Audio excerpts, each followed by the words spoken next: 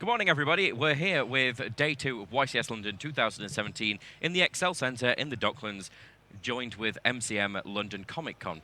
I'm Rob Hooley. Joining me is Luke Withington and Matthew Bell. Hello. Good morning, guys. So, we want to talk a little bit about the meta breakdown that's been going on. Yeah. We have our day 2 meta breakdown. We'll start with day 1 to begin with, just to have a look where we started. Let's have a quick catch up on where we finished today. So, on start round 1, we got Spirals, Trickstar, Pendulum Magician, Invoked, ABC, True Drake, and Paleozoic. So what we've seen so far through all of the matches that we got is that Spiral, when it kicks off, is absolutely huge, and it's more than likely going to win at the moment. Trickstar, we've not seen it have its huge burn potential that we usually are used to seeing from it. Yeah. Pendulum Magician, we've seen it do very well as well. But we've only ever seen one invoked, and Mechaba just kind of didn't stay on the field for that long. Yeah. But if we switch over to the end of yesterday, so this is round 8. This is what that looks like. We still have Spiral in huge contention. Absolutely, yeah. Absolutely. Loads of spirals.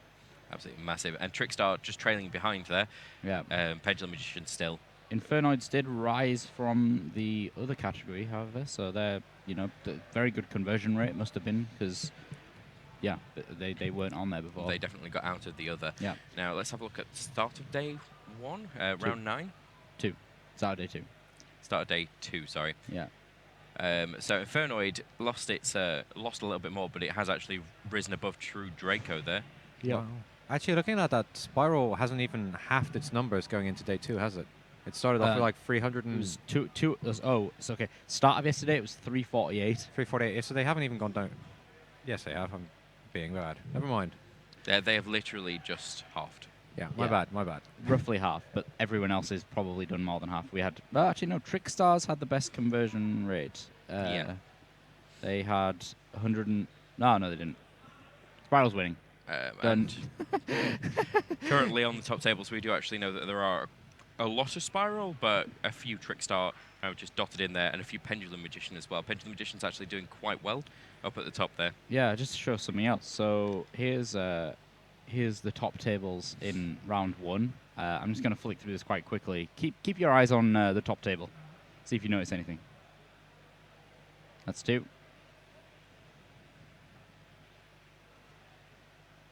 Starting to see a pattern. Can't quite figure out what it is. Yeah. So our winner of the LLDS finals yesterday, Arcos Beck, has been on table 1 since round 1. Hasn't dropped a match yet. Nope, he's still XO. I can't believe that. He's gone all the way through ABCs, he's literally played ABC in the first round and then played nothing but Spirals. And as far as the Whispers are concerned on the floor, he's playing Pendulum Magician. So it is doing extremely well. Yeah. We do know there's an extremely strong deck after Link format came out. It kind of just got a revival a little bit. It got a few more of its tricks and trades back, actually, I believe, in the Forbidden Limited list that came out. Yeah. Looking at our country breakdown very quickly. Start of round 1. We had a massive showing from the UK, as we expected. Germany just underneath there. Again, Germany, as I said yesterday, are always first or second. Yeah. Simply because we just have a sheer amount of players in Germany. Again, the same with Italy. So those are usually our top 3. That's the end of day 1. End of day 1. The United Kingdom more than halved. Yeah, and then going in. Just the cut to day 2 took another half away from the UK. So Germany's got a really good conversion rate. We have kind of the whole idea that I like to think of is kind of the masses. If you've got a lot of one particular group, you're always going to see more and more get chipped away from that than any other group. Yeah, so you've got a very good conversion rate for Germany and Italy there. Yeah.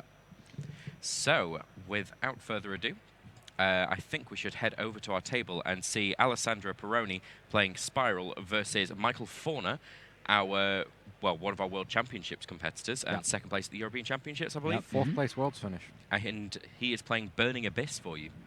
Let's go over to the table now.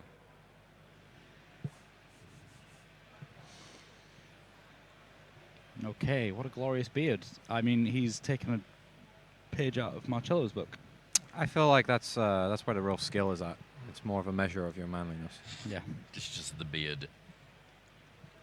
Michael Forner took a very rocky kind of defensive boxing pose just for a moment right at the start of the match there. He does it whenever he rolls his dice. He just kind of like... Actually, super interesting That's that odd. Michael has chosen to play Burning Abyss. That's a massive outsider choice for this tournament, and he's doing extremely well with it. I guess in the hands of a player of his caliber. I mean, what was his performance like last season? Yeah, so let's compare both the players' performances. So last season it was 73% over 13 tournaments. That was for Michael Forner? Yeah, that's Michael Forner. And Alessandro Perrone, over 5 tournaments, he got a 59% win ratio. So actually, Alessandro is playing the stronger deck, but he's statistically the weaker player in this matchup. Yeah, absolutely. Be interesting to see how that plays out. Does the brute strength of the Spiral deck stand up to the experience and skill of Michael against Michael Forner?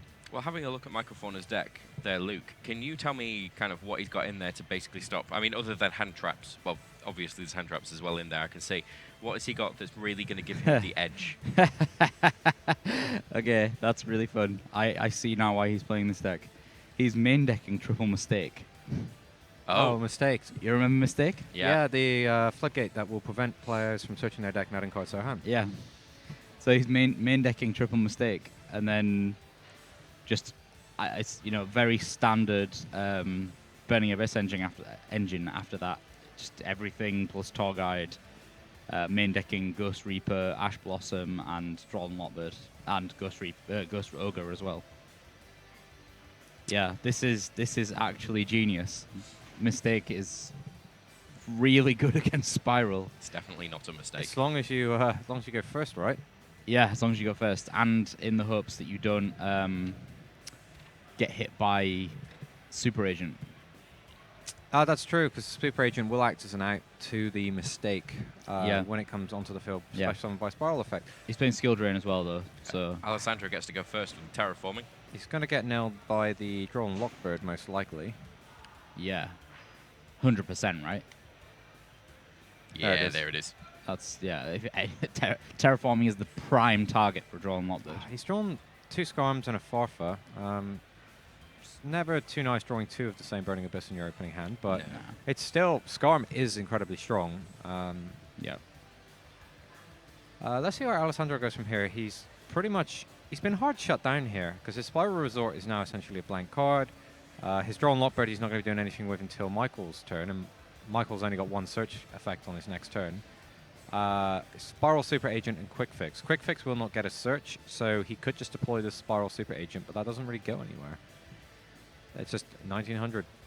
I think he's playing some Phantom Knights. Okay, he scouts for information and reveals that there's a Max C on Michael's deck, so Alessandro is going to know that even his next turn push is going to be a little bit awkward.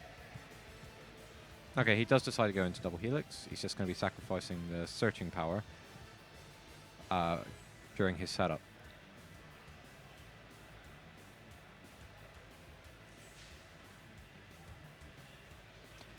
This is going to run Alessandro down quite a few resources to if he goes to go much further.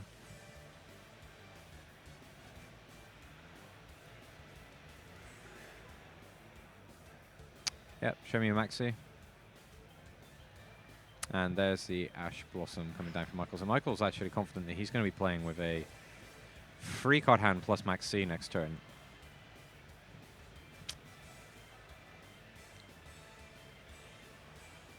But we know that Alessandro has only drawn Lockbird. Normal Skarm, Special Farfa. Yep, and then straight into Dante. Definitely. Detach the Skarm, send the top 3, and see what we get. Should special in defense mode, but Yeah, he's just he's going going to be making a Dante, so it doesn't matter. Yeah.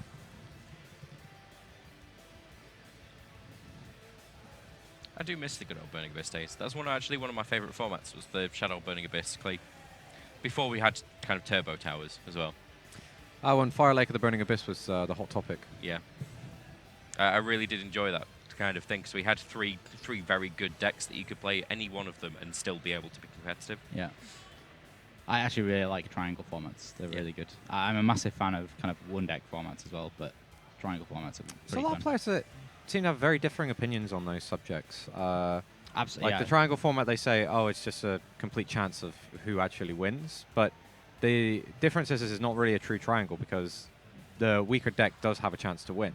Yeah. So it's not like a sure thing as some people paint it to be. No. And And then your the- side deck makes all the difference. Into Beatrice. Yeah.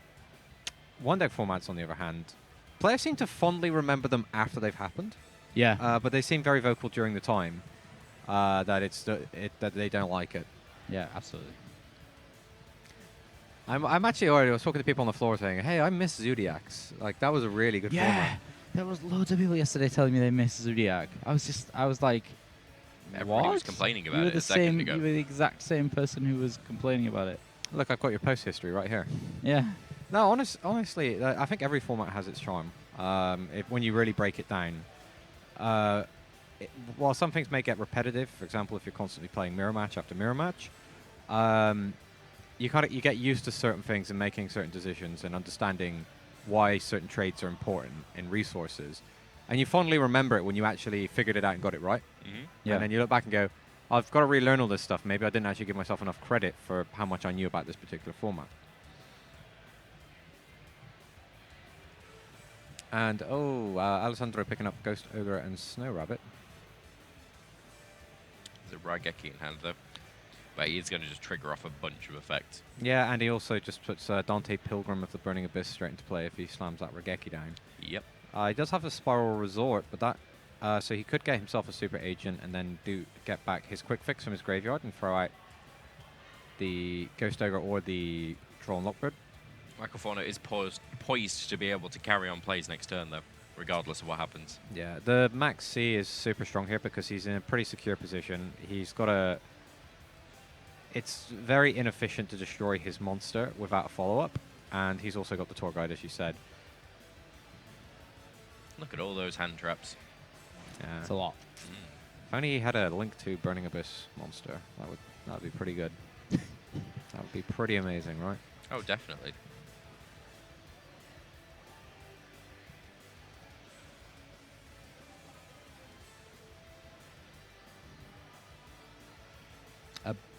Yeah, I think both of these players are X1 at this point. I have to double check. Yeah, they're on table 8, I believe. Or maybe not then. XO on Burning Abyss. Wow. Just have a quick check on table 8 there. It's X1. See, yeah. Oh, it's X1. Perrone is X1. Yeah, Forner is X1. I remember seeing it yesterday.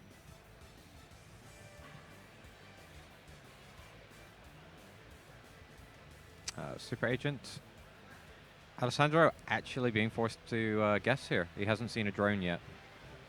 If he gets this wrong, his turn is going to be a complete disaster. Well, not necessarily, The 'cause whole you can- likelihood is there's going to be a monster, so I would always call that, Yeah. especially in Burning Abyss at the moment, and especially with the format where nobody's really using anything outside of spells or monsters. Yeah, I mean- Oh, and he hits like the one trap in Yeah. the deck. Oh, I didn't notice the skill drone in the deck. Yeah. So that's, I was saying earlier about the mistaken skill drain is like the ultimate lockdown because then he can't even super agent and destroy. Yeah. Yeah, this is actually denying Michael one draw off the Max C at least, and he knows what that draw is. It isn't the worst thing, but like, there's not really a lot he can do under Max C because it's clearing out that Beatrice and winning the game this turn with the cards that he currently has is quite unlikely. Because the Pilgrim of the Burning Abyss is untargetable. Yeah. So just trying to think of how he would go about doing this. He could, if he plays into the Max C, he goes up to double helix. Gets actually, he's gonna have to guess on the double helix as well because the Max C is adjusting the top card of Michael's deck every time he draws a card. So if he does go double helix, that play is going to be a bit wrong. So maybe he's going to just throw everything into a Boral Load Dragon.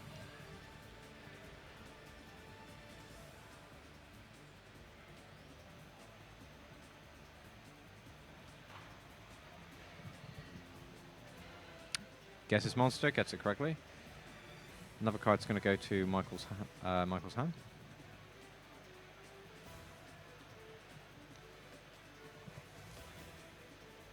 Most likely the master plan.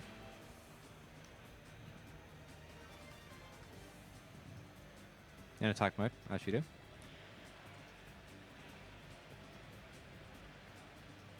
Michael's getting more and more cards, though, right? Yeah. Well, Alessandro needs to do something. He can't really. Like, I can see his logic is like just sitting back there. Burning Abyss is just known for lightning pushing huge amounts of damage. Yeah. And there's a tour guide right there as well. Beatrice is so scary. I didn't remember how scary Beatrice was. She's got a lot of text. She's got, yeah, not only the text, but the amount of triggers that you get when she, you know, goes to the graveyard. You're getting 4 effects, in fact. Why don't you walk us through them, Luke?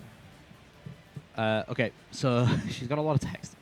Well, you're going to get the effects of the monsters underneath the Beatrice, so Yep. the 2 Burning Abyss monsters. I can't remember. I think it's Scarm and Farfa and Dante. Yeah, so you're going to free. be able to banish one of your opponent's monsters temporarily. You're going to be able to add a Burning Abyss monster to your hand from the deck and a Burning Abyss monster from the graveyard to your hand. And then Beatrice can also then special summon a Burning Abyss monster from your extra deck, ignoring any summoning conditions. So that's usually the Pilgrim of the Burning Abyss. He's just 2,800 huge. Oh, ridiculous card. Yeah. Farfa. Do you remember what that card does? Farfa, it takes things far, far away. It banishes a card on your opponent's side of the field for the turn. Yeah. You can't target any of the Spiral cards. No, due to Resort. Or Borrow Load, in fact.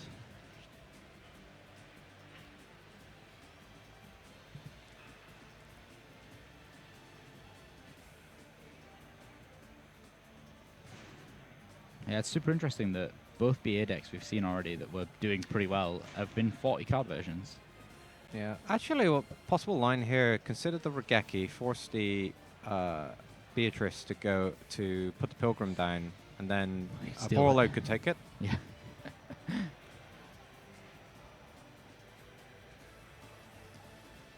But I don't know if it is Beatrice mandatory. Do you have to summon? It's got so much text, I'm just going to trust you to read it and tell me. Yeah, you can. So So he doesn't have to. no.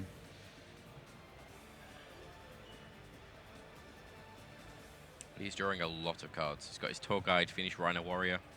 He's got another Scarman there. And a Barber. Back in my day, Barbar was an elephant with a crown. Actually, this is a pretty What? pretty Was that a solid thing? setup. It's Is that it's- TV show or something? I can respect Alessandro deciding to commit into this, to be honest. Considering what we know about Burning Abyss, his hand was shaky, his opponent's max seed, and it's like, if I stop here, how likely am I to just lose the game? And he decides, actually, we're gonna go all in and actually try and push out rather than just getting knocked over without doing anything. Yeah. At the very least, he can. Actually, no, he's not going to be able to get anything with Fafa. So.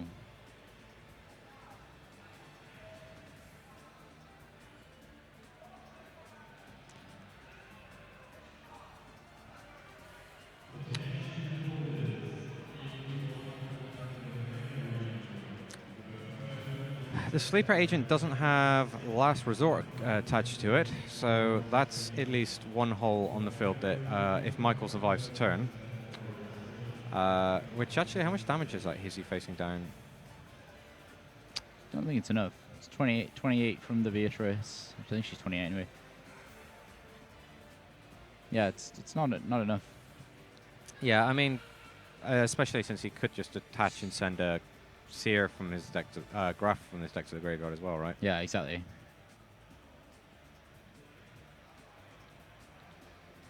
Yeah, so detached Scum. Okay, Fafa Yep, makes detached no Fafa. real difference at this point. Just depends when he wants his Scum trigger.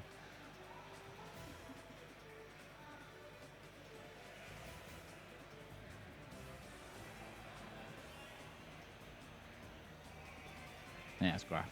Libeck. Is Is it? it Liebig, was it? Is it Libic? I think he sent Libeck to the graveyard. Oh, he's farfying his own Beatrice. Makes sense. So he doesn't get stolen by Borload, and he'll take 58 plus 19. Very clever. Let's see ya. Yeah, so that's I'm pretty sure it was a graph that he sent. Yeah, it was a graph. It was a graph? Okay, Yeah. my bad. So then he can summon Surf from the graveyard, add graph. Why is he adding graph now?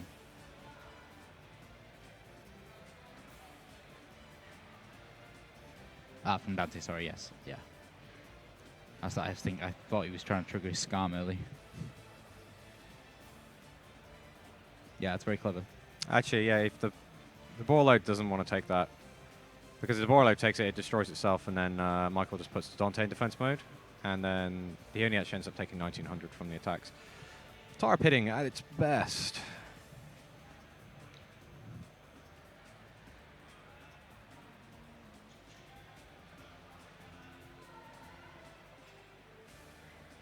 Yeah. This is old school Burning Abyss. Pick up Seer. Or Scarm.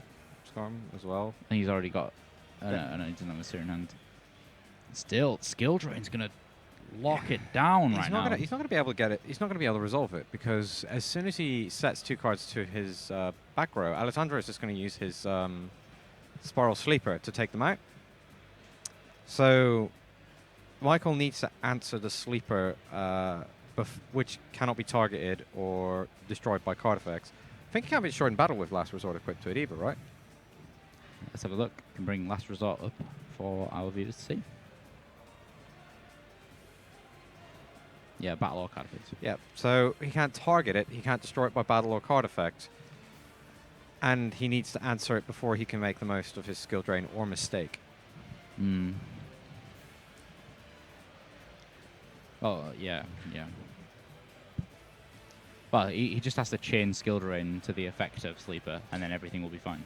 Yeah, but the problem is he sets it, and Sleeper is a quick effect, so he just destroys it. Yeah. In his set. So Yeah, he's got to hope that he can play something during the turn in which okay, Alessandro, he needs to bait out the Sleeper during Yeah. the turn, and then set Skill Drain. and then still be able to do something about the Borlow Dragon. But he's got Twin Twister, so he can take out the Spiral Resort. So then he's got targeting options open to him again, Yeah. which means if he had access to a Farfa, he could temporarily get rid of the Sleeper, which Yeah, he's got Twin Twisters, so he can just Twin Twister the Last Resort, can't Yeah. he? he can't target Spiral Is cards it while cards? resorts. I thought it was just monsters. That's under Spiral Resort, it should be. Oh, Michael's the fight. Right. Oh, is it Spiral Resort. Spiral Result that's doing that? Yep. I didn't realize he was going to be taking that much damage. Yeah, He's only it's all got the Spiral 300. cards. Wow, okay, so he can't even Twin Twisters the Last Resort. This is why Twin Twister is a really awkward choice in this format. Yeah. Like, it's pretty good. It's pretty reasonable against pendulums if you can force them into a position where they're depending on that big pendulum summon for the turn and they go down to their last 2 cards. But it's super ineffective against Spiral. He actually has too many cards to fit on our screen. No, he's just good. Only just, though. If he adds If he any gets more, any more cards, you ain't seeing it in the hand. Sorry, guys. Oh dear. he can't use a skill drain anymore as well because his life points is only on 300. Yeah, I didn't think he'd be taking that much damage. He is not in a good position this game. Like, here's the thing: if Michael could make his own ball load, which I don't even know how he's going to get through the sleeper agent. He's got quite a few different names though on his. Yeah, he can just special summon literally all of the Burning Abyss monsters from his hand. He gets Beatrice.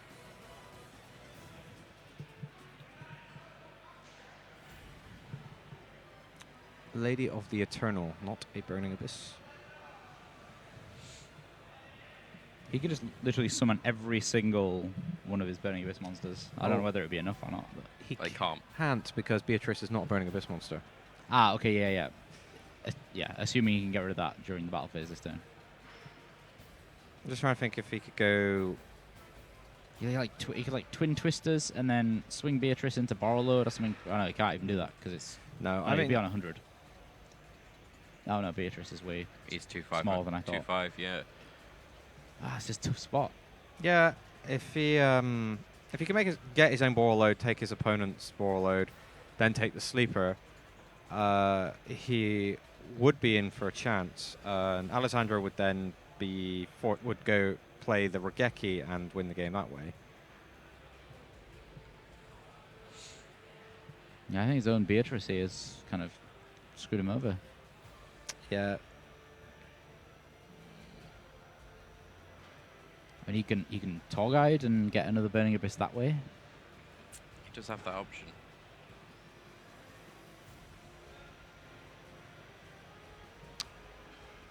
Yeah, he could. Yeah, but then he's still. Oh wait. Does he play Topological Bomber Dragon? Doesn't No. look like it. I was gonna say if there's a way he could put that into play, then special summon a Burning Abyss from his hand, he could clear the main monster zones. But he still wouldn't get rid of the sleeper, and the sleeper would just clear it away anyway. So, I think Michael is in all those cards from Max C, and seems pretty jammed here. Yeah. You need something like, you needed a Regeki or something like that, but it's not playing those in his main. Yeah. Unfortunately, I think the judge very soon may be asking him to continue. Yeah, I don't know what they're discussing, to be honest.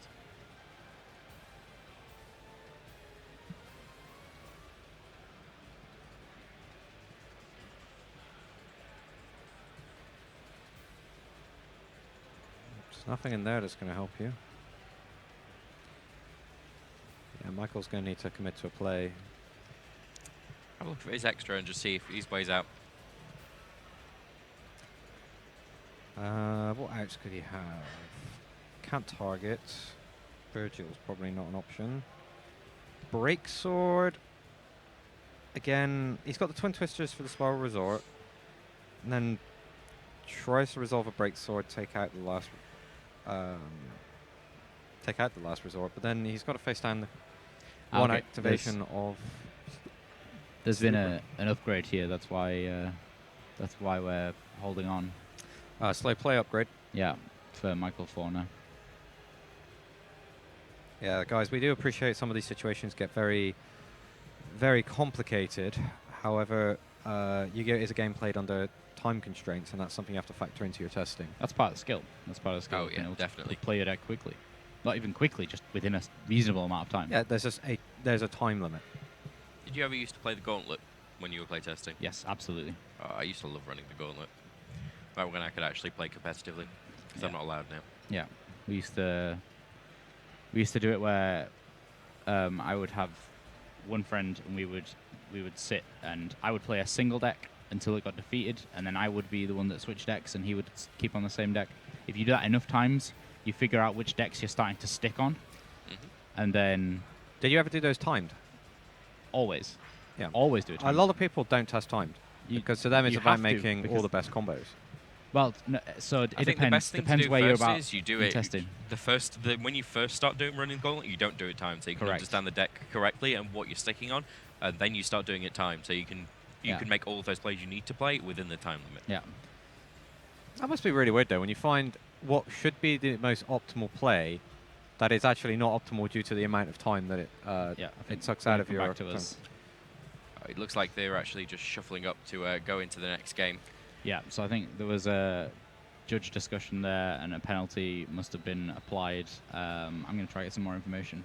probably upgraded to a game loss. Yes, yeah, actually the slow play penalty was upgraded. Yeah. So yeah, Michael That Forner would be takes a game loss. But I believe To be fair for Michael, I don't think he had an out there. He didn't. He was so low on life points and trying to put together a fill and while his own Beatrice was blocking him was a huge problem. And it's not like he could, if he runs the Beatrice into anything, the ball load can reduce its attack points, and then he ends up potentially losing the game that way. Yeah. Or then he's given up his battle phase, so he doesn't have a way to get rid of the ball load dragon, who then is just going to take whatever wall you put up in front of you. Yeah, absolutely. Extremely strong card with its targeting protection, and does so much. Yeah. Well, it fell kind of on its face for this game. Let's see if getting to go first, actually, well, getting to go, he's going to be in second again, isn't he? No, he's lost. No, he he's lost, again, so he'll he'll get get to to choose. He'll get Yeah. to So choose. yeah, he's going to be going first. Let's see if going first is actually going to benefit him in any way. Yeah, possibly. We could We'll probably see what it actually does. But then again, if it's a deck that really wants to go first, it means that most of his rounds he's only ever going to get to possibly do that once. Yeah. Hmm. Yeah. He's got Vanity Fiends in his side deck. He has Scoldings. He has Ghost Reaper and Winter Cherries is also Yeah, he actually has a pretty good side deck. part of this, so he should be able to set up for the Spiral match going first or second. As you can see, the Vanity's Fiend going to the top. Yeah. I think we can head over back to the table now and watch these guys side decking. On the other hand, Alessandro Perrone. is probably considering evenly matched. I'm just... Because Burning Abyss hasn't been a thing for so long, I'm just trying to think of if evenly matched really tags it very hard.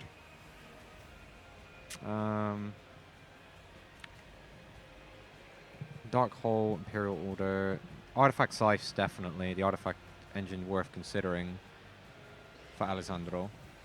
Even though he's potentially going second, that could still be very, very good because Scythe is a hard shutdown to Burning Abyss.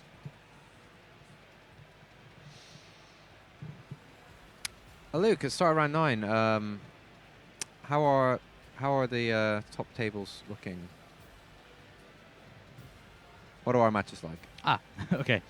So we have Ericos Beck, who we think is playing Pendulum Magician. And then it's until we hit table 10, it's all Spiral. Then we have Alban Christiansen from Sweden, I think that's Sweden, who's playing Unknown, so that could be something else. But then it's Spiral again, all the way up to table 14, where Mirko Zanelli, we had him on the live stream yesterday from Italy, who was playing Pendulum Magicians. And Trickstar, then, yeah, table 16, Trickstar. Invoked, table 17. Yeah, pretty much quite a lot of Spirals up at the top, actually. What you'd come to expect, right? Yeah, exactly. Take a look at the standings, and just if we look at the top 32 at the moment, it's pretty much Spiral all the way down to you get 10th, where we get Invoked, 12th Pendulum Magician, 15th Pendulum Magician, 19th Trickstar, 22 Pendulum Magician, 24 Invoked. Say Tom Michael Forner Wadabiki 26th. on 23rd there. Yeah. We featured yesterday. Then the rest is essentially Spiral at that point. Yeah. No more ABCs? No, not by the looks of it. But They this are is still just outside of subject the to top change. 32 currently, but obviously it's going to change as the day goes on. Because I know Tom Rose was doing pretty well earlier, and we featured him yesterday. He's now X2. He's X2? Yeah. Okay, so He needs to win out. basically on the bubble. Yeah, he needs to win out at this I point. say basically, that's a definition. That is on the bubble. That is actually the definition, my apologies. So Alessandro Perrone opening with Ghost Ogre, Terraforming, Spiral Gear, Big Red, Spiral Super Agent, and evenly matched. Michael Forner with a Fiendish Rhino Warrior, Barbar, Libic, Drone Lockbird, and Scarm. More than likely going first. Michael has a whole bunch of gas in his hand to push out with. He does. It's a shame he didn't draw into kind of the cards that he wants for going first, but he's going to be able to set up a massive, massive turn. He can just throw pretty much his whole hand at that field and hold back the draw and lockbird. Yeah. Well, Finish Rhino Warrior, he's decided not to open with that, which means he's only going to be able to do one Exceed Summon. Probably considering the potential of evenly matched. I mean, that's one of the problems. If he throws his whole hand at that table, he gets caught by evenly matched. So he's looking for an efficient wall. Yeah.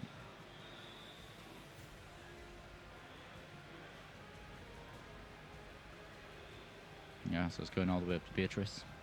And it's going to go Scarm Surge. Yeah, that blanks evenly matched very well. And Yeah. after the first turn, it becomes very difficult to use evenly matched effectively. Yeah. Because you may have stuff on the You're field. going to have to commit cards to the field because waiting until the end of your opponent's battle phase with nothing but the evenly match is a surefire way to get yourself beaten to death. Yeah, Burning Abyss can actually. They didn't used to when they were like right at the start of Burning Abyss, but as they got further and further along, they had more and more potential of just being able to blurt damage onto the field. Oh, back even in Duelist Alliance, it was the double Dantes hitting you for 5,000 Yeah. out of left field. And it got even it got even harsher later on when Barber was introduced. Yeah, exactly. Because it's like, hey, there's an extra 900. I can get it back and do you another 900, and you can actually start shrinking your opponent's life. If once your opponent had actually stabilized the game, you still had a way of getting it that life points. Alessandro having a quick look at the monumentous text on Beatrice. And all the text that goes underneath as well, because it's all relevant. It's all relevant. It is like the actual poem.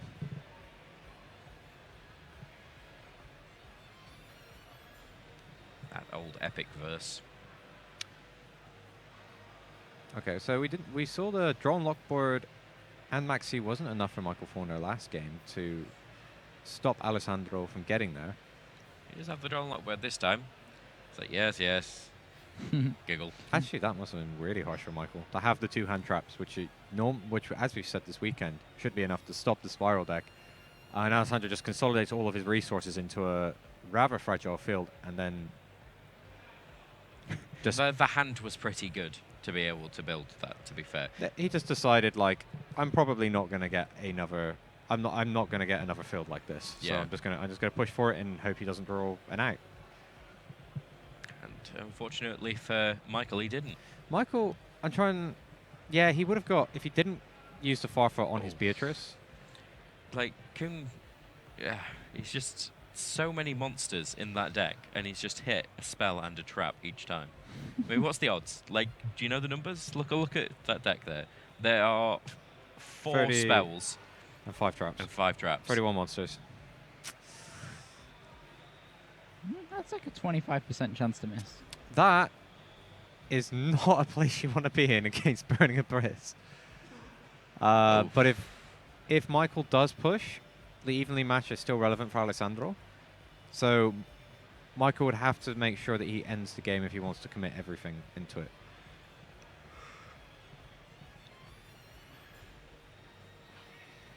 Yeah, the touch of Dante. You've got to be happy about this. If I was Michael, I would be using my spidey sense to pick up on the evenly matched. But yeah, Michael's probably feeling, oh, Ghost Ogre. Oh, interesting. Ooh. Isn't that just I think destroying that's fine. it and Yeah. allowing you to grab like something huge out of your extra deck? Yeah, I think that's completely fine. Yep, and Pilgrim's going to be replacing. And because it's a special summon, it doesn't have to go to the extra monster. Oh wait, does he actually even play Pilgrim? I Yes. should have checked that. Yeah, of course he does. He's actually looking at Virgil right now. Yes, he is looking at Virgil.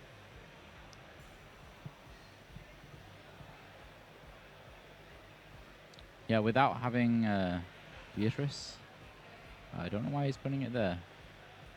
Doesn't belong there. It's summoning from the extra deck, so it goes to the extra zone. It's a special summon. Yes, from the extra deck. Really? Yeah, it comes out of the extra deck, it goes to the extra zone. Yep. There's no link there for it to be pointed to. But it's not like a... If it comes out of the graveyard, then An it goes to the inheritance. monster summon. Okay, I did not know that. If your extra zone is free and you have to special summon from the extra deck. That's why your pendulum monsters go there. Yeah, but that's a pendulum summon. Mhm. Anytime an extra deck monster is special summoned, it goes to the main monster. Hey Luke, I've got this great video we can show you. Yeah, I'm pretty sure that video backs me up. Ooh. I'm just feeling like you ever watched an anime and you just got the 2 characters and just like the lightning, like black background, lightning going between their eyes. That's what's going on right now. Yeah. I feel very awkward sat in between this, being electrocuted. Regardless, I don't know where the Virgil went, but it's not there anymore. He went back to the extra deck and for some Probably considering resolving the chain in the correct order. Oh yeah, that's a good point because he needed to resolve his Dante there. Because like 20 different things is actually happening here.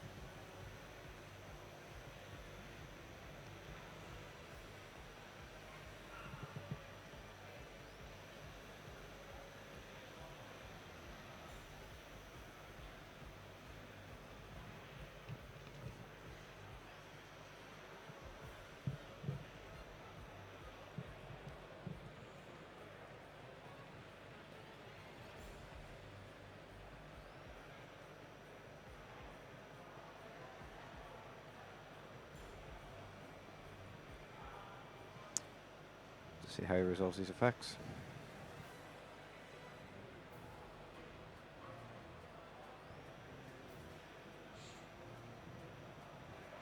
That looks like a bar to me.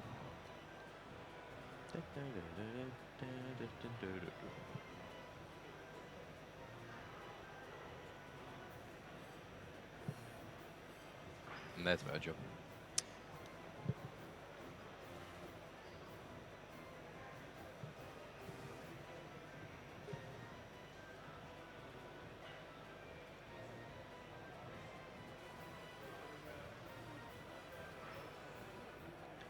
Okay, well, I'm going to put my hands up and say I was wrong, but that seems really weird.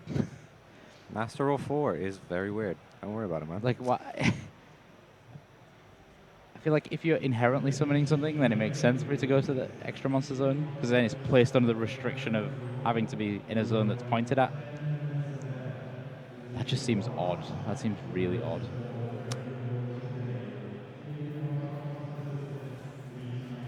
Sorry, we just got an announcement going on around the room, probably talking about the main event. I believe we have a time extension for this game as a slow play penalty was issued, including an upgrade.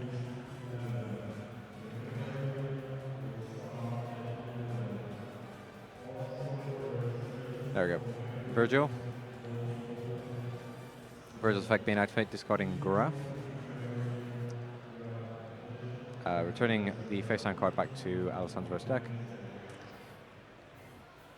How much damage is that if he specials Fiendish Rhino 25, 17, 16?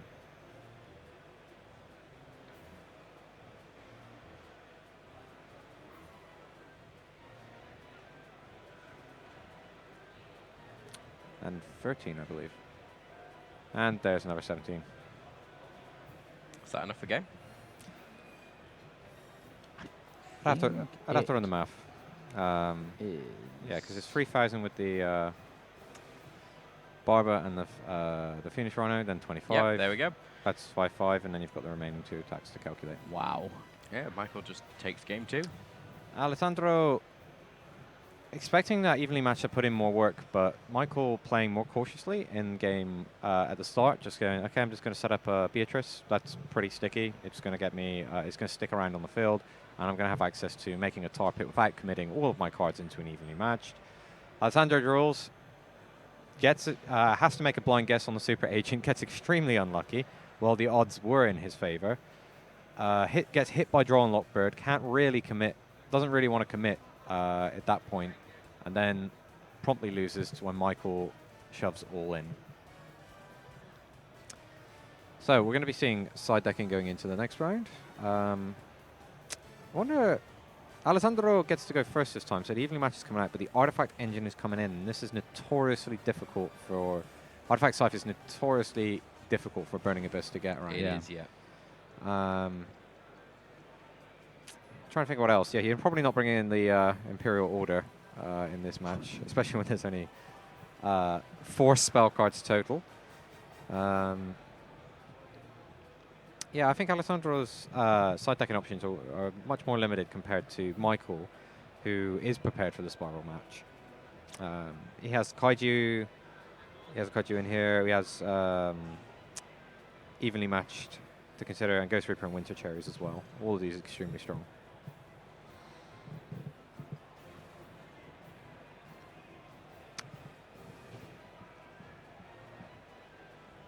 So, Luke, what do you think about Burning Abyss in general for this tournament? I mean, Well, I'm super surprised. I am actually really surprised. I'm starting to. So when we saw that Burning Abyss yesterday, I was just a bit like, yeah, okay, this is just some. You know, this guy's got really, really lucky over the first few rounds. He's been playing against non-meta decks the whole time, and Burning Abyss is still really strong. You know, don't get me wrong, it's still really strong, just not as strong as the current meta decks. But now after seeing Michael Forner's build with the Mistake, like we've not seen that yet, but I can see that being a complete blowout if he opens Mistake. And he's going first. Yeah, but no, he's not going first this time. Yeah, that's maybe. It's a Yeah, bar Andy's if he sorry, opens yes, it, Andy's going first. Yeah. Yeah, absolutely. Because it's just one of those things, though, that Spiral, if they're going first, tend to not be able to. They tend to make a huge field there and then. Yeah, to be honest, I don't know. I'd probably keep the Mistakes in. just because it's kind of the key to my deck Yeah, definitely. doing well, Definitely even though he's the not going move. first.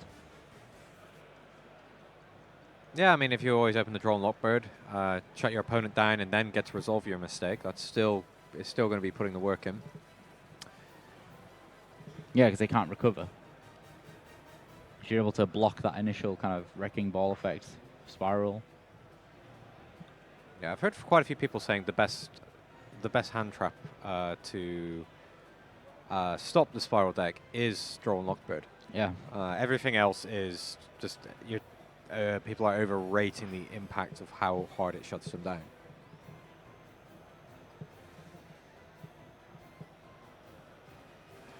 I think he just let him go first. I don't know. I'm not too sure.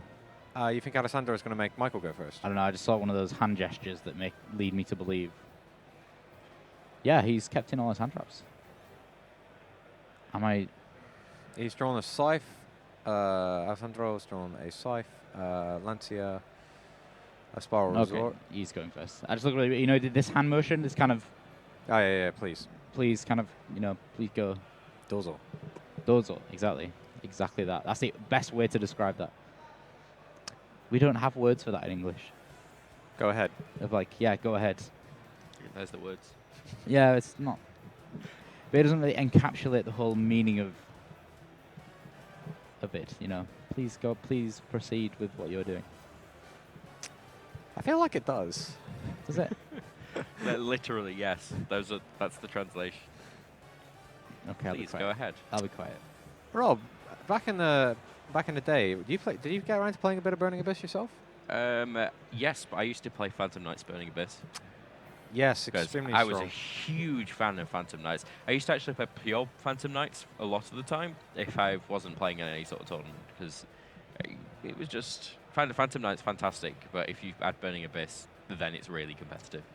Wow, Michael actually opened, sorry to interrupt, Drawn Lockbird Maxi and Ash Blossom, along with 2 Burning Abyss monsters. That seems pretty good.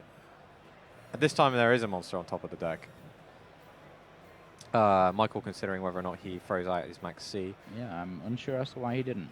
I really liked the Phantom Knights originally. When playing them around, I was like, these guys are pretty good. And it was when they then started getting mixed in with Burning Abyss, it was like, yeah, this is strong. That was a pretty lackluster start from Alessandro. Did he pass just like that? Yeah. I guess he doesn't have a set rotation, so if he hard commits into an evenly matched, that's his day going to be absolutely ruined. And there was an Ash Blossom already used to prevent his search. So, yeah, he could have normal summoned a quick fix. There is stuff he could have done, but then that wouldn't have played around evenly matched. So Alessandro has actually bet against something that Michael doesn't have. Yeah. And Michael may make that read. It doesn't even matter, because after Michael commits to the field... Oh, hold on a sec. Alessandro, this hand has actually been updated now, as he's got his own evenly match. Maybe he's counting on making Michael commit, clearing his field up, and then he's going to catch his opponent with his own evenly match. What did Alessandro have set on the field? Yeah, I don't actually know, because I don't think I actually loaded incorrectly from the last game. It's hard to tell. Unless he set the evenly matched. Yeah, he could have set the evenly matched. It looks like he did. There's a Ghost Ogre. Did Dante send a Graph and a Seer to the graveyard? Yeah. Oh, it's good old days, all right? That's the best kind.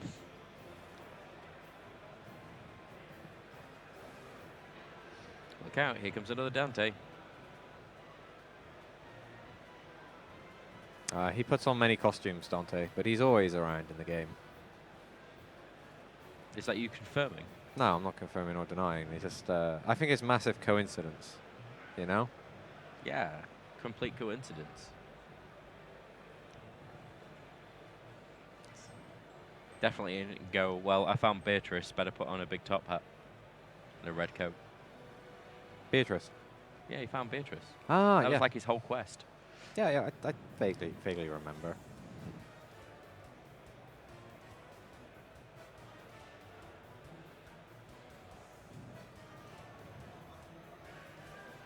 Okay, so Sarah's going to bring back the Dante. And of course, it can't go to the extra monster zone because he's coming out of the graveyard. Crane. That's one we haven't seen in a while. It's basically Torguide Yeah. in this deck. Yeah. Obviously, Torguide was like infinitely better, but when you don't have 3 Torguides. Libic coming out of the deck for the graph effect.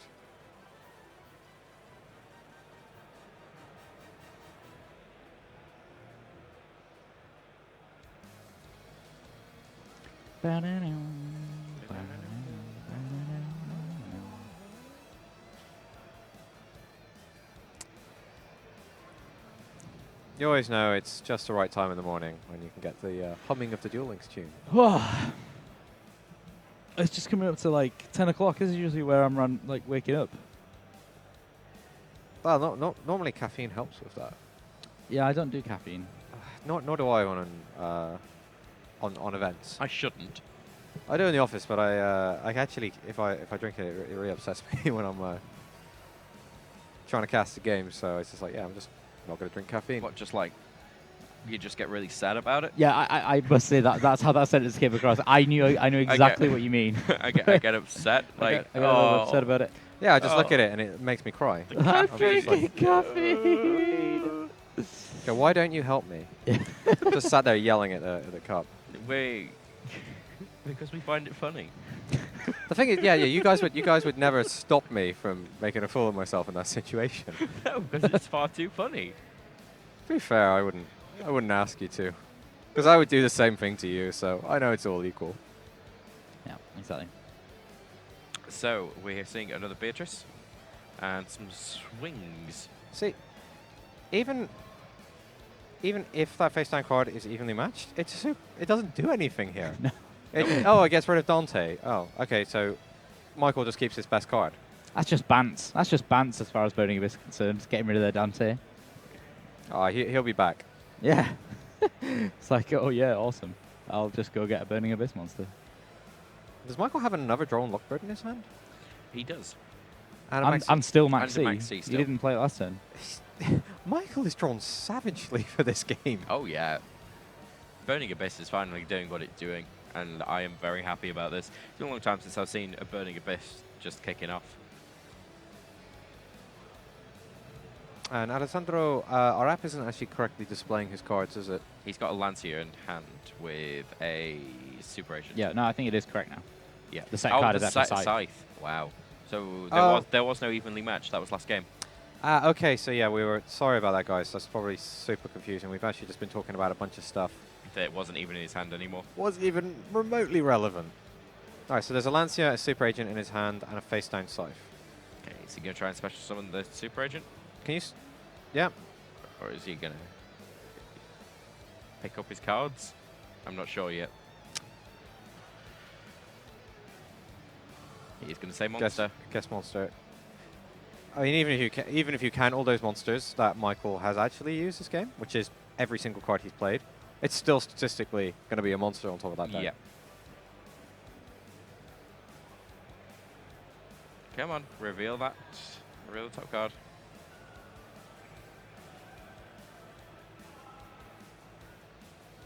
Michael considers the Max C. Imperial It's a Order. You can Wait, see Alessandro shocked. I think is that almost pretty much game? Alessandro's luck has been rotten. Michael Forner opening Drone Lockbird in every single game. Multiple hand traps in 2 of the games. Alessandro having to push into extremely dangerous territory to win the first game. There's Toad Guide. And now he's still not getting there. Yeah, Michael is probably going to be pushing for game again this turn. It obviously drew the Imperial Order. Imperial Order is not necessarily fantastic news either, because that's going to lock down like a bunch of cards that are potential outs for Alessandro here. He can't now draw like Terraforming or the Field Spell. He's got to like naturally draw into stuff like Quick Fix and. There's 15 cards in his deck that just got blanked Yeah. by that Imperial Order That's a lot. withdrawals. That's a huge percentage to do nothing. Considering how many monsters we've already seen from him. And he's already taking a couple of shots. I wouldn't be surprised if Michael ends the game this turn, but even if he doesn't, he's got Imperial Order, Drone Lockbird, and Max C to tie this game up.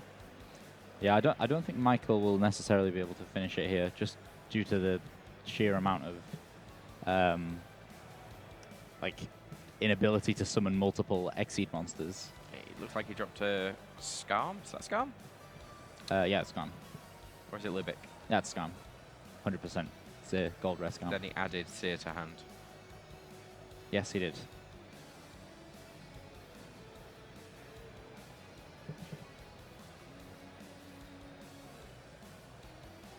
There comes Seer, which gets destroyed immediately. Which then If brings I was out the other Alessandro, Dante. I'd be raging on the inside at how this match is gone. Yeah. Like, he's made the best choices he can in this situation, and he's just been horribly rewarded for it. That's hitting the face down. Especially because those Dantes can't actually destroy a defense position super agent. Oh, and we're in time. Time has been called. Oh, that's rough. That's rough for Alessandro. Just If he Although- sets the Imperial Order, if the next draw is anything but a monster, then the handshake's going to head across that Did table. Michael not attack? Because the Dantes haven't changed his defense mode, and he's gone ahead and set Imperial Order. I do actually feel like an unfair amount of this clock in this game has gone to Michael, but the judges did catch that. Yeah, no, we've had a number of extensions already. Yeah. So that though those were applied, you just didn't see them on stream. So we have already given plenty of extra time. He's drawn a monster. Chose not to attack with the Dantes. Oh, and there it is. And there's the handshake. more of my terrible luck. Good job, Ooh, man. oh, it was a Maxi.